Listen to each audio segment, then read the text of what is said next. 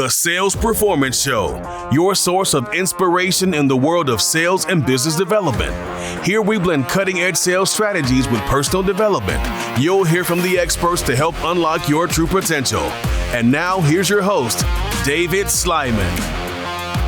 Welcome back to the show, everybody. I'm your host, David Sliman. Listen, I love doing this show, and this is a special one for me. We've had a lot of CEOs and business owners in this show, and a lot of them have had experience for 10, 15 years. And we have a guest today who is an up-and-coming CEO. Been in place, actually, we talked about this just a minute ago, coming up on their 4-year anniversary of their business. And it's a great business. It's really one of those I love the model.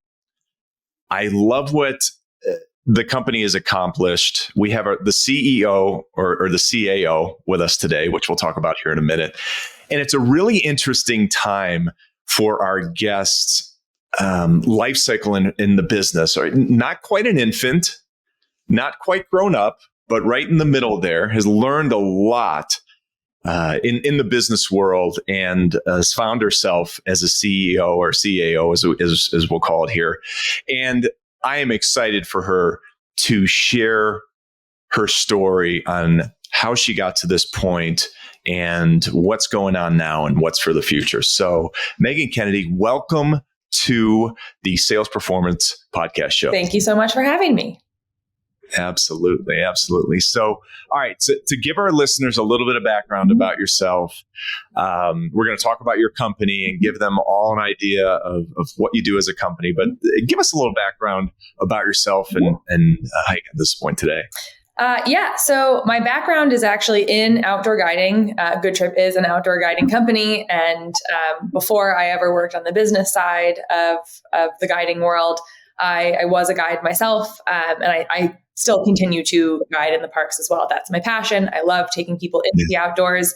I'm someone who I sort of like gently spent time in the outdoors, went to summer camp, but I was not the kid who was, going on long hikes. We did not go on big camping trips when I was a kid. So I didn't even realize that was an option as a career. And it was actually when I was studying abroad in, I think, 2006, I went to an activity center in the UK, and I was like, I was in school for journalism at the time. So like complete opposite, indoors reading, that kind of thing. And went to this activity center, saw that there were guides, they were jumping in the ocean, they were kayaking and hiking. And not only that, they were really helping people engage with the environment. So we were learning about the ecosystem there, learning about the wildlife that lives there and how it all works together. And I just thought that was the most fun thing in the world. So I remember my mom came to visit for Thanksgiving that year, and I was like, I'm going to be an outdoor guide. And she was like, the hell you are, you're going to stay in school and finish your journalism degree. So I did, but I kept thinking about that place and kept thinking about that as a career. And I actually think it was a good thing that I ended up finishing, a degree in, English literature and language. I think that the communication skills certainly have helped, and it informed some things about creating a company. But I just kind of started getting some certifications to become a guide. I ended up actually using my English degree, writing a very pathetic and desperate letter to that place in the UK that I wanted to work. And they ended up hiring me, taking me under their wing, showing me how to be a guide. And so I kind of progressed doing that. And I was going back and forth between the UK and New York City, actually, at the time.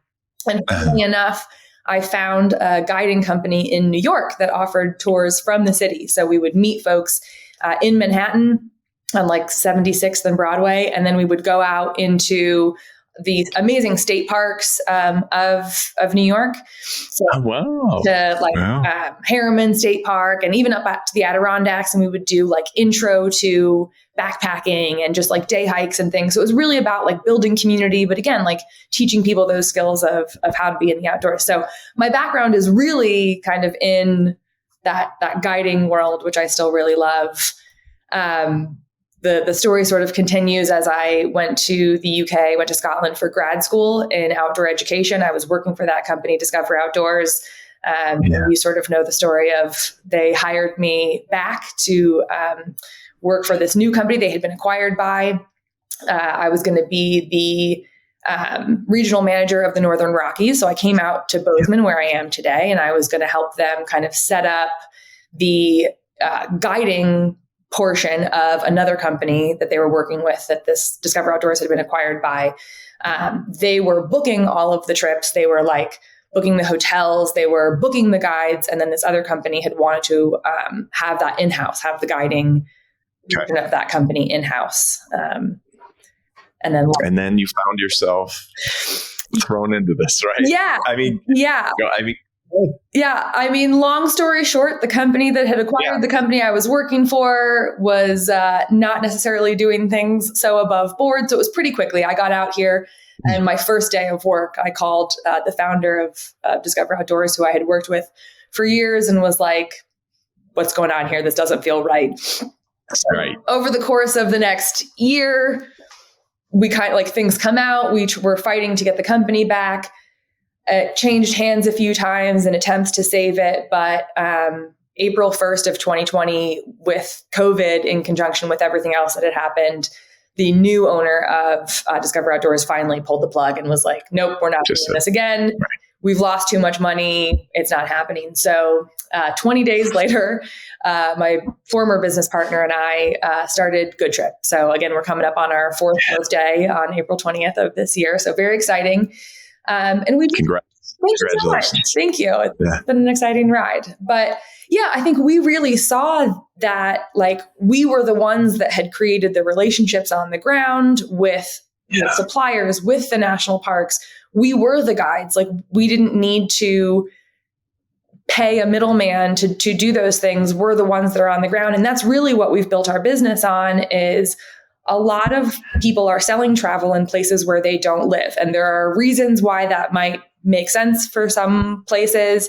It really doesn't make sense in the national parks. And so to have a guide-led company, guide-owned, guide-led, everyone in the office still guides in the parks. It allows us to have a finger on the pulse of what's happening in our local national parks, from weather to road conditions to all the things that really, help our clients experience the national park in the most seamless way. But we're also able to work with travel advisors to be that on the ground, partner as far as just the itinerary consultation, and then just keep everything in house. So we don't have to upcharge everything. We're able to pay our guides a living wage, but we're also able to, give the client the best experience and the best information. So it's worked out really well. And I still get to guide, but I get to put together the itineraries, and I get to work with an awesome team that I really love.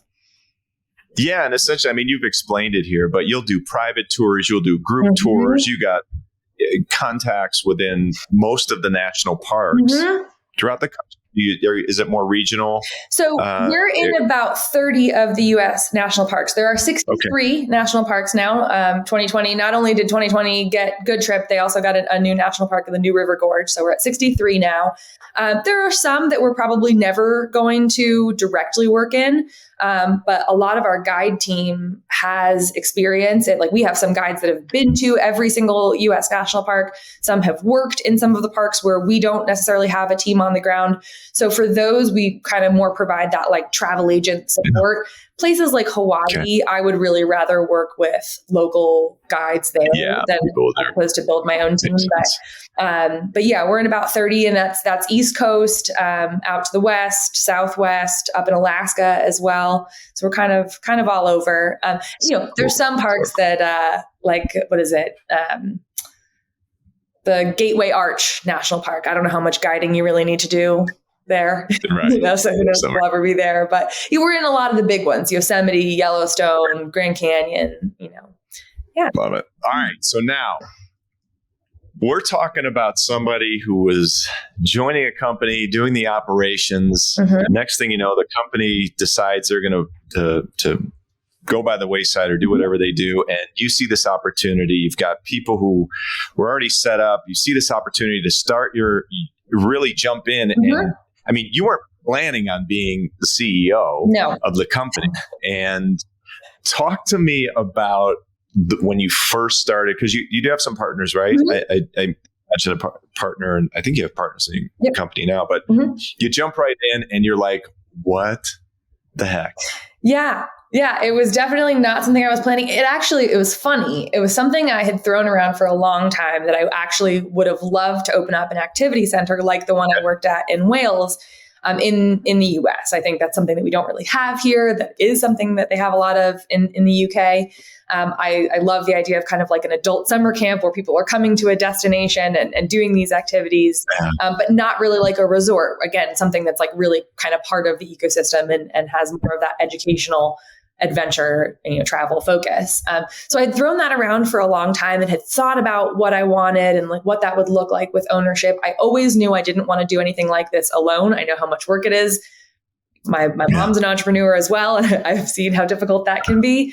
So it was a challenge that I was, excited for, but knew I wanted a business partner in that. But as I had been working as like the regional manager, I had kind of realized that I appreciated the boundaries that not being an owner provided. So I was like, maybe I actually like this sort of like middle management situation where especially at a smaller company where I have a lot of say, I have the ear of the owner and then CEO, but I can kind of like clock out at the end of the day. And I remember having that conversation like a month or two before all this happened. I was like, I'd finally come to peace with not doing this. And the universe had a different. Life throws you a curveball and you were ready at that point. I must have been. Yeah. And then, there was a lot of fear, but when I thought about what it would entail, it was like so much of this because of all the things that had happened over the previous year with the changes in ownership. I mean, literally, I knew the company better than the person who owned it before, we created Good Trip. So I was like, I'm already doing all of this stuff. There's the sort of legal part of setting up the business that feels really daunting. But once we even started that, I was like, if you want to start a business, people will walk you through it. So it's kind of like buying a house for the first time. Before you go through the process, you're like, how do I even start to do this? And then you realize like the realtor and the bank, they know what they're doing. They're going to help you get set up. So they're going to guide you. They're going to guide you. So kind of just like went through all those steps, made sure we had filed all the paperwork. And then when it came down to the operation stuff, it was a lot of stuff that I kind of was already doing. You're already doing. As things have grown, also, I'm definitely someone who doesn't need to be an expert at everything. I love having a team that I trust and that I hire people if I don't know how to do it. I'm like, great, I don't want to do that. I don't know how to do that. I'm going to find the right person who can handle that. No. So I started the company with one partner. He realized, I think he kind of knew from the beginning that entrepreneurship was not something he wanted to do forever, but it was something he wanted to try in the short term. And so he took us through the first 3 years of the company. And then at 3 years, we turned some of that ownership over to two women that I had worked with for a few years of the company. One I had worked with since 2014 at Discover Outdoors, and she's incredible. She's built, and I knew she could because I'd seen her do it at the previous company, built an amazing guide team. She's an absolutely fantastic educator. So she really makes sure that our guides are trained, that, the best of the best. They have the best education, the best, experience. She just finished up a guide training down in Zion, training some new guides that we have. And she's just really great with that kind of community aspect. And then Alex brings on a lot of the kind of operation stuff that I hate to do, all of the like spreadsheets and the systems and things. Mm-hmm. So I come up with the crazy ideas like, what if we did it this way? And then I'm like, Alex and Lauren can both put things into spreadsheets. Mine will be like chaotic notes on Post-its all over the place.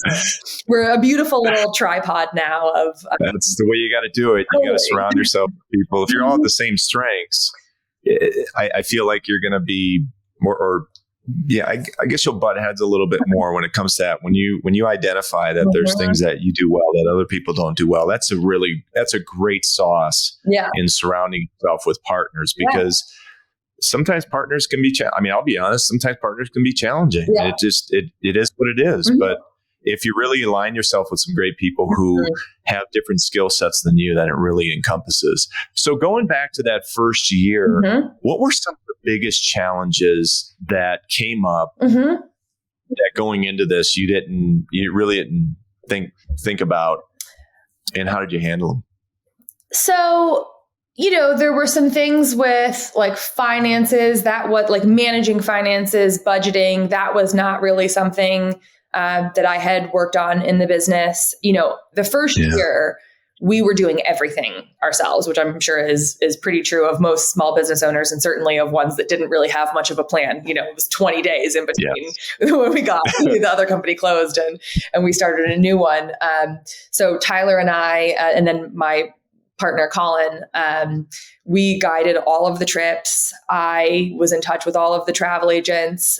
So there wasn't as much of the management of a guide team, but really the financials were the big thing that I was like, and kind of continue to be the big thing, like the financial strategy. I would say the accountant that we work with is fantastic for tracking things. But even over up until recently, we're still working on how do you budget for something, number one, that has grown beyond what we expected it to at all.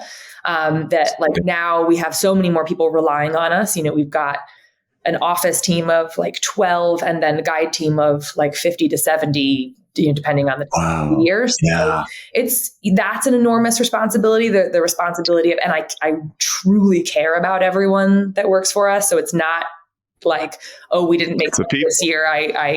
We can lay so-and-so off. No, that's not an option. So the managing the finances, managing margins, being really smart about how to, especially, in a service-based industry where margins are not as high as some other industries. Also trying to make sure that, our finances align with our values. I am very much not a capitalist, as I mentioned to you before. So we really try to make sure that, wages are spread out evenly around the company. So everyone's making pretty much the same hourly wage. It's just that some folks work more than others. And so being able to kind of do that and make good financial decisions kind of at every turn with some pretty, slim margins, and make sure that everyone's making a living wage. That to me kind of has been the biggest challenge. Yeah, listen, that is a big one. One, you have to make sure you have a model that's going to make money, especially over time. And I think it is. I think it takes 5 years on the average for business to be profitable. Yeah. Okay. So you're ahead of the curve. But two, you have to keep a pulse on it, and you have to understand what makes money for the business, where you put resources. And sometimes you're going to try things you're going to go, let's give this a shot. And it's might not work out. And then there's some things, home run, right? So talk to me a little bit about that. Are there any things that you've done, and you can go either way on this, that where I'm we tried this, it didn't work, or we tried this and it was really successful for a business and getting back in it? Yeah. So funnily enough, I would say the thing that all of us as guides are probably the most passionate about are our small group set departure tours. So those are the tours where strangers can kind of show up. We've set a date. 4th of July, we all meet and we do a week-long tour of Yellowstone and Grand Teton National Park. It's an opportunity for you to meet like-minded travelers, for you to maybe, it's a little bit more kind of budget-friendly because you're kind of sharing that space with other travelers. And we love that as guides. They're so fun. People are so appreciative of it. You feel like you really get to know people on those tours because you get to spend a full week with them.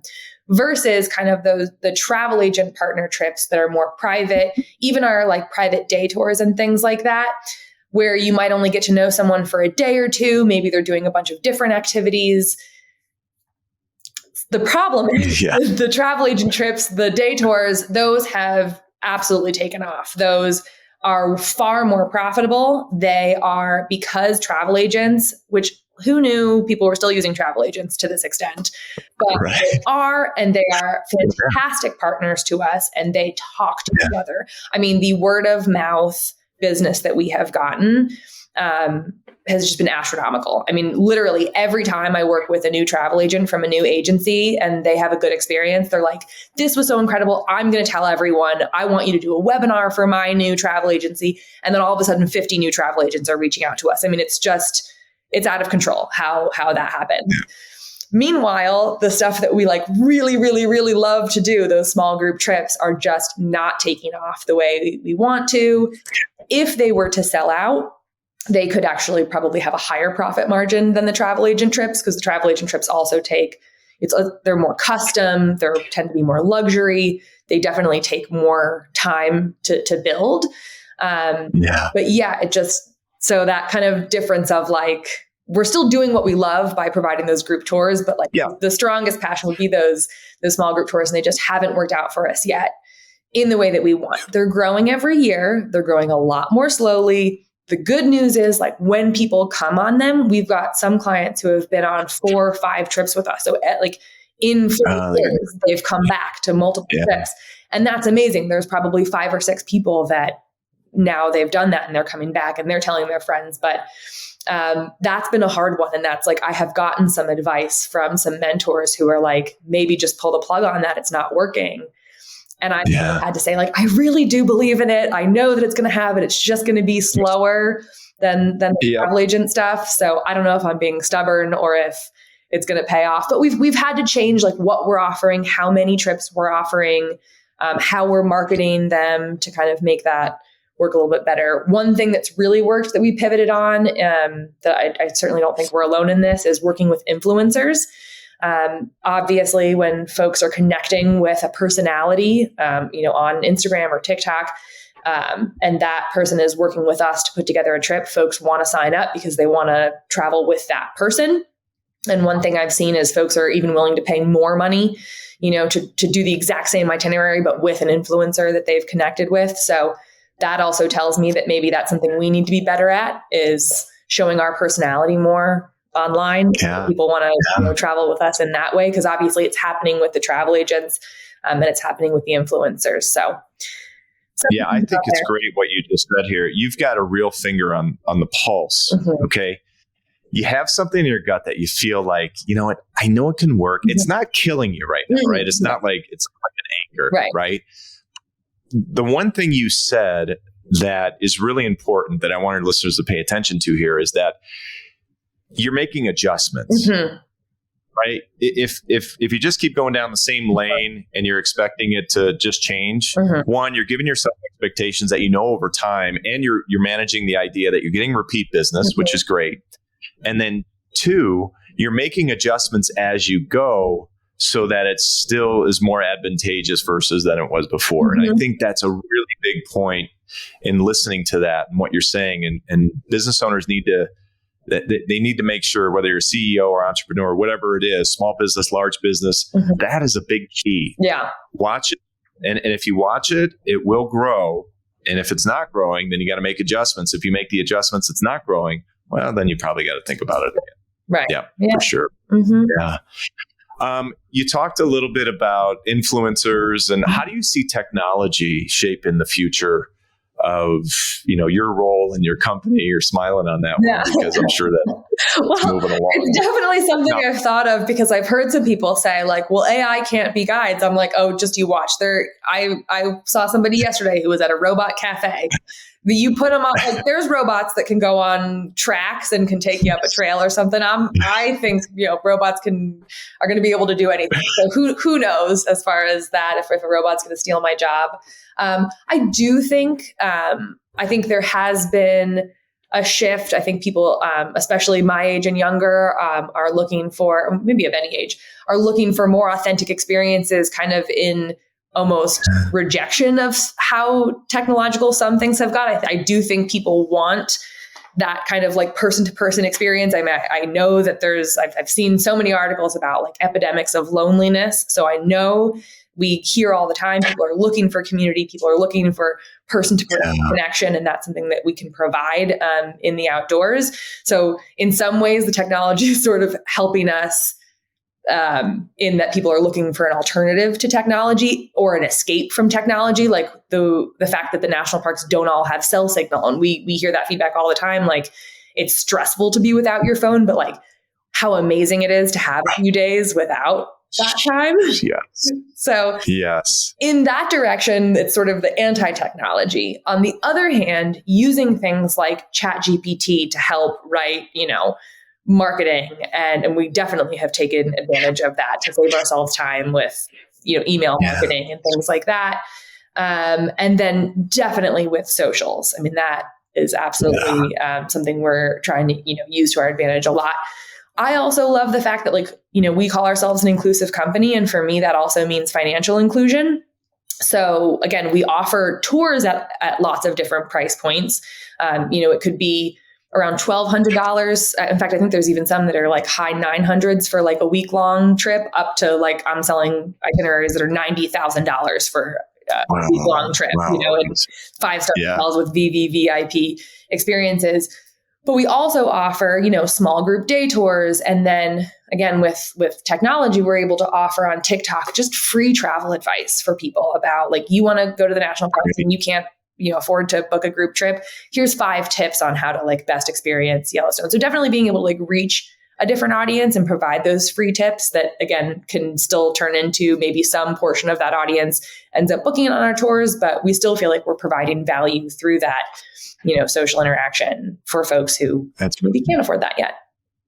Yeah, right. You're giving options. And I think that's again, people, they really appreciate that. Mm-hmm. So going back to, we talked about, more of the challenges, but give me one of your most memorable experiences now being as a CEO, and it could be a personal thing, it could be a trip, whatever it is in the business. One of your more memorable, light bulb moments where you went, wow. I think one really big thing for me, that the first thing that kind of came up when you asked that is our company retreats. I think I can tend to be someone who just is in my own bubble. I get my work done. I'm also whatever the opposite of a micromanager is. Like I said, I hire people because I trust that they can get the job done. And then I think the kind of fault of that is that sometimes I might not be as good at checking in with folks. And I have just seen our guide retreats. We do an in-person guide retreat at the end of every year. And now we're doing in-person guide trainings, with more regional guides. And that just the community that is built from that, the investment from the guides, the investment from the team. I hear it every time we do it. People who can get a little crunchy at the end of the guide season, it's stressful. Guiding is stressful. It's long hours. It's really rewarding, but it's some of the hardest work because again, it's long days. You're on, you are performing, it's a very physical job, but it's also you are kind of acting and you have to be enthusiastic. You have to provide the energy for the day. You might be driving, long distances around a big space. So we can all get a little crunchy by the end of the season. And then we come together and have these retreats where we, work on some professional development, but just kind of work on being a team and being together. And people feel so refreshed and reconnected after that. And so that's the biggest thing for me is I remember when I was working for a company in New York and they would always spend a lot of money on the end of year. It was more of a party. So it was less community building. It was a one night thing and they would just blow all this money. I'm why can't you just give us all raises instead of blowing all this money on, some party? And now I really do realize, especially having it be over multiple days and having chances for people to hike together and just reconnect. It makes such a difference for the company culture. And I really do believe that there are folks who that's what gets them through the end of the season. Gets them through. Yeah. What a great thing. And if there's any company out there, I do a lot of sales training, coaching events, coaching sales events. And that's one of the things you got to do is you don't want to make it like work. Mm-hmm. You got to make it fun. And if they can be learning something along with interacting and also having some fun with it, and you've got the secret sauce right there. Oh my gosh. And the thing is, we all love this stuff. So I love sharing. There's so much knowledge on our guide team. And like I said, I don't have to be the expert on everything. I mean, we've got one guy on our team who he is just a bear expert. He's seen every species of bear in the wild all around the world. I mean, you want to see a bear in Yellowstone and Grand Teton or really anywhere around the world, we send you with Kevin and he can find you 12 bears in a day when other guide services might not find any. He's amazing. And so he did a talk about, bears there. We all know about bears. We guide in the park, but it's just so amazing to learn from, someone who's an expert, Matt, in geology, like that's his expertise. And so to be able to like have the guides share their own expertise with the rest of the guide team, they're feeling good because everybody's, praising them. They get to be the expert, but this is all stuff we're interested in. We're not learning something that we don't genuinely like. I'm like, yeah, talk to me. Who doesn't want to hear about bears? We all love bears. And Kevin also brought out like a telescope he had, and we saw the rings of Saturn from the rooftop of our, James Bond looking house in Escalante. It was incredible, So everybody was just feeling good and learning and just spending time together. It's fantastic. And I think I can, when I'm in the weeds of like the day to day, I can kind of forget how important that is to kind of spend that time connecting with your team. But it makes such a difference. That's great. That is great. All right. So you're at this point now, you're at 4 years, right? And just looking back a little bit, for somebody who's thinking about getting into business for themselves,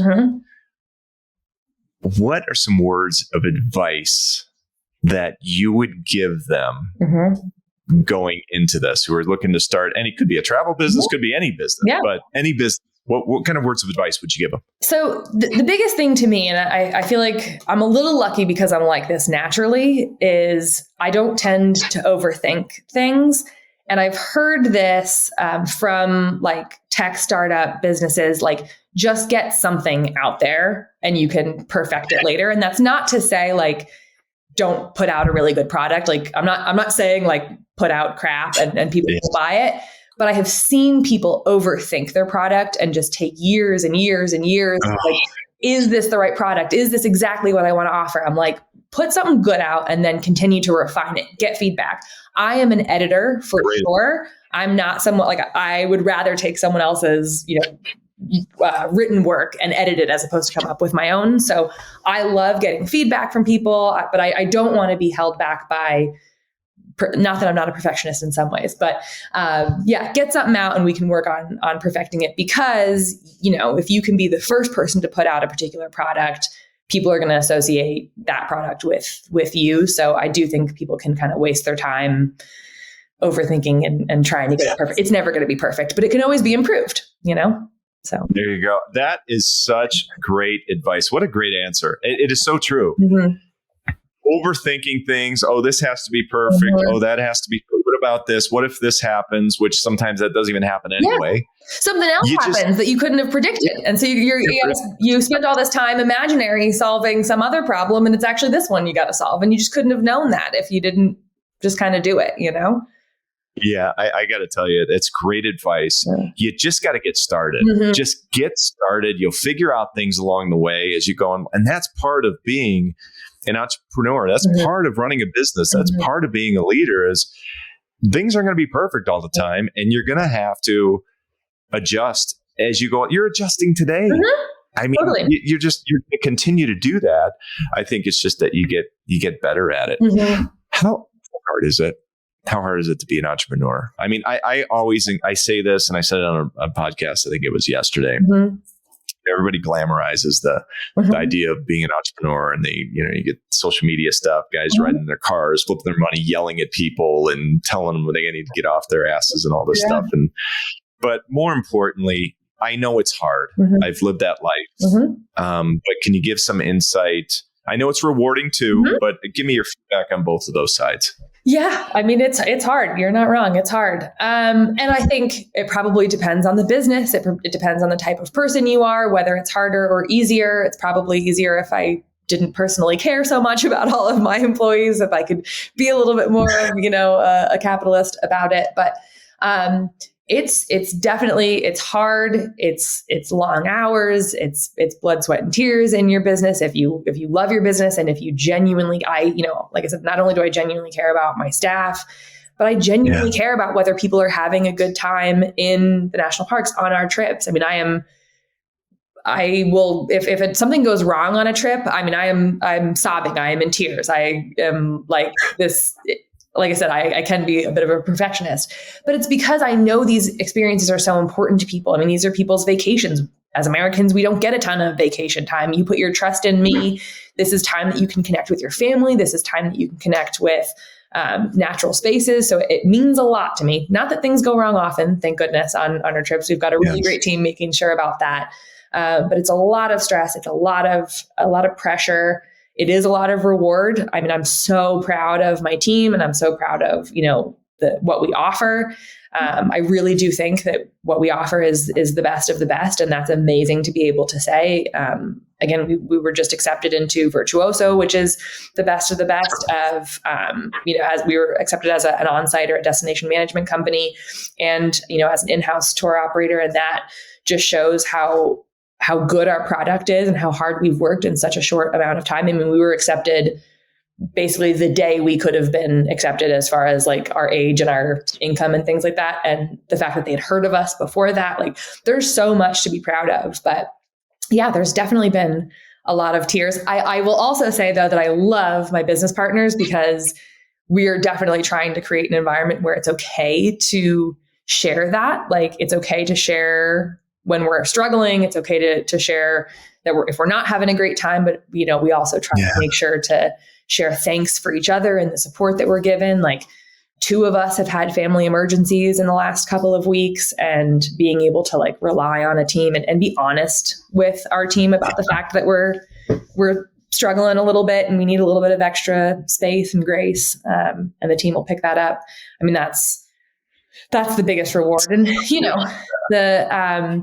it gets a little easier every year for sure. Again, we're not quite 5 yet. So everybody says that 5th year is going to be, a big turn. So 1 more year. Yeah. Yeah, you're right there. Listen, you're doing great. And I think it comes back to this. And if anyone, the people who are listening out there, pay attention to what she keeps saying. It's the people. Okay. Leadership is hard. We did a podcast on leadership, and really, you think leader, you think that one person, but realistically, when you're the leader, it actually opens the floodgates for all the people that you're interacting with in your organization. You have to put them first now in being the leader versus the one person who's just leading. And I always say that it's not a person who's standing up in the room who's the leader. It's everybody every day who are doing the tours for you and your partners. And you are too. I can tell you that in a second. But it's about the people. And I think you really have to put that into context as you go along. And not only even the people who are working with you, but it's the people that you just said who are doing the tours. I mean, that's huge for you. And that carries a lot of weight. All right. This has been fantastic. All right. Before we go, I got one more question for you. What is in the future for Good Trip Adventures? Yeah, it's an interesting question. And we had a little owners meeting. Yeah, so we have a weekly owners meeting. But in our owners meeting yesterday, we kind of talked about what we want growth to look like for us. I think I've always wanted to be someone who works at a company that's small enough that I kind of know everyone that works there. And I know that growth is really appealing. I also know that we've built ourselves as being this one-stop shop for the U.S. national parks. And I want to be that. We have people requesting, like, we traveled with you in X park. Now we want to travel in Z park with you as well, because we had such a great experience. And so it's been really tempting to kind of expand and grow into new regions. And again, it's been really rewarding. It's also been hard. And I have seen a little bit that we've been doing this almost like growth for growth's sake. Like, we're adding more parks, and then we have to add more, revenue, and we have to hire more people to kind of operate that revenue.